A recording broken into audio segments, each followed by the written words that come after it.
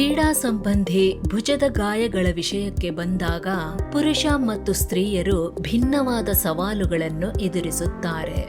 ಈ ವ್ಯತ್ಯಾಸಗಳನ್ನು ಮತ್ತು ತಡೆಗಟ್ಟುವ ತಂತ್ರಗಳನ್ನು ಪರಿಶೋಧಿಸೋಣ.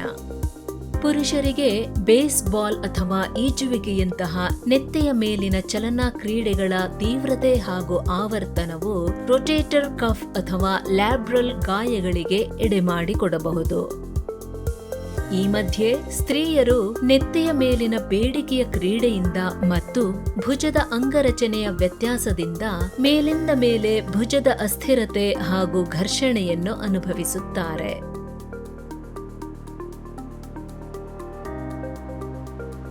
ಪುರುಷರಿಗೆ ಪುನಃಸ್ಥಾಪನೆಯು ಕೇಂದ್ರೀಕರಿಸಿದ ರೊಟೇಟರ್ ಕಫ್ ಮಾಂಸಖಂಡಗಳನ್ನು ಬಲಪಡಿಸುವುದು ಮತ್ತು ಎಸೆಯುವ ಯಾಂತ್ರಿಕತೆಯನ್ನು ಸುಧಾರಿಸುವುದರ ಮೂಲಕ ಮುಂದೆ ಆಗಬಹುದಾದ ಗಾಯಗಳನ್ನು ತಡೆಗಟ್ಟುವುದಾಗಿದೆ. ಸ್ತ್ರೀಯರಿಗೆ ಭುಜದ ಸ್ಥಿರತೆ ಮತ್ತು ಚಲತ್ವ ವರ್ಧಿಸಲು ಗುರೀಕರಿಸಿದ ವ್ಯಾಯಾಮಗಳು ಕ್ರೀಡೆಯಲ್ಲಿ ಭಾಗವಹಿಸುವಾಗ ಉಂಟಾಗಬಲ್ಲಂತಹ ಗಾಯಗಳನ್ನು ತಗ್ಗಿಸಬಲ್ಲದು.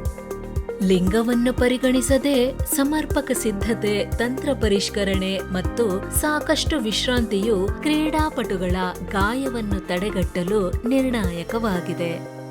ಲಿಂಗ ನಿರ್ದಿಷ್ಟ ಅಂಶಗಳನ್ನು ತಿಳಿದುಕೊಂಡು ಮತ್ತು ಅದನ್ನು ಹೆಸರಿಸಿದರೆ ನಾವು ಎಲ್ಲರಿಗೂ ಸುರಕ್ಷಿತ ಕ್ರೀಡಾ ಭಾಗವಹಿಸುವಿಕೆಯನ್ನು ಪ್ರವರ್ಧಮಾನಗೊಳಿಸಬಹುದು.